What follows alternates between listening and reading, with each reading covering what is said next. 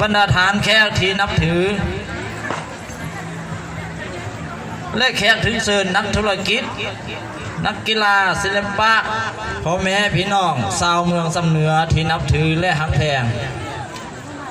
เพื่อเป็นการเฮ็ดงานบุญเฉลิมฉลองบุญกินเจียงประจำปี 2019 และ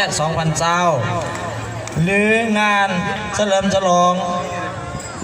ผลการเก็บกู้ผลการผลิตการค้าขายปีพันมามีบรรยากาศเบื้องบานมวลซืนและพร้อมทางเป็นสืบทอดอนุรักษ์รักษาซึ่งส่งเสริมฮิตของประเพณีอันดีงามไหวยืนยงยาวนานสืบทอดโต้กันไปจนเส้นลุงเส้นหลานมือนี้คณะงามเมืองสำเหนือและคณะรับผิดชอบได้จัดงานเฉลิมฉลองบุญกินเจียงประจำปี 2019 และ 2020 คืนอยู่สถานที่แห่งนี้ในโอกาสอันงามสลางามเหมือนนะเนื่องในโอกาส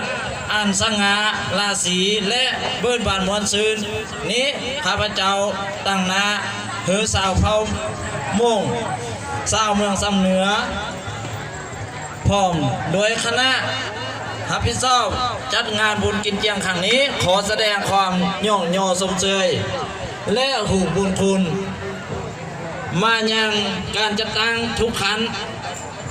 นับทางภาครัฐและเอกชนบรรดาบริษัทห้างนักธุรกิจขอค้าเช่าขายและภาคส่วนต่างๆที่ได้การอุปถัมภ์เข้าสู่ประกอบส่วนทางด้านปัญญาวัตถุทืนหอนประกอบส่วนเขาเนื้องานครั้งนี้เพื่อเฮ็ดมีบรรยากาศเบิ้นบานมวลซืนเต็มไปด้วยความสำคัญ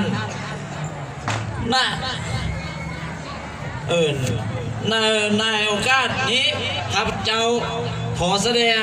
ความสมเชยโตการประกอบส่วนดังกล่าวขอสมเชยเนาะเฮียนบรรดาธรรมแค่ทีมีเกียรติบรรดาสหาย